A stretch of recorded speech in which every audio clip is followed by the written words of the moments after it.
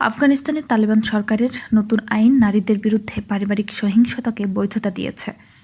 দেশটির সর্বোচ্চ নেতা হিবাতুল্লাহ আখুন্দুজ্জাদা স্বাক্ষরিত নতুন ফৌজদারি আইন অনুযায়ী স্বামীরা তাদের স্ত্রী ও সন্তানদের শারীরিক শাস্তি দিতে পারবেন, তবে এই শাস্তি সীমিত হবে শুধুমাত্র তখনই যখন মারধরের ফলে হাড় ভেঙে বা জখম হলে। এই আইন আফগানিস্তানের আদালতে বিতরণ করা হয়েছে এবং এর শিরোনাম দ্য মাহাকুমুজ্জাজাই উসুলনামা বা আদালতের ফৌজদারি দণ্ডবিধি সংক্রান্ত নিয়মাবলী।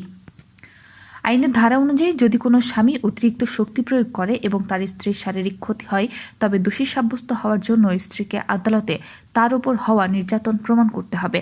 পাশাপাশি নির্যাতিত নারী অবশ্যই হিজাব পরা অবস্থায় জখমের চিত্র আদালতে প্রদর্শন করতে পারবেন, তবে তার সঙ্গে স্বামী বা প্রাপ্তবয়স্ক পুরুষ থাকতে হবে। এছাড়া আইন অনুযায়ী বিবাহিত কোনো নারী স্বামীর অনুমতি ছাড়া আত্মীয়ের বাড়িতে গেলে তারও শাস্তির বিধান রয়েছে, যেখানে সর্বোচ্চ 3 মাসের কারাদণ্ড হতে পারে। নতুন এই দণ্ডবিধি সমাজকে 4টি শ্রেণীতে বিভক্ত করেছে: ধর্মীয় বিধান, অভিজাত, মধ্যশ্রেণী এবং নিম্ন শ্রেণী, যার ভিত্তিতেই অপরাধের শাস্তি নির্ধারণ করা হবে।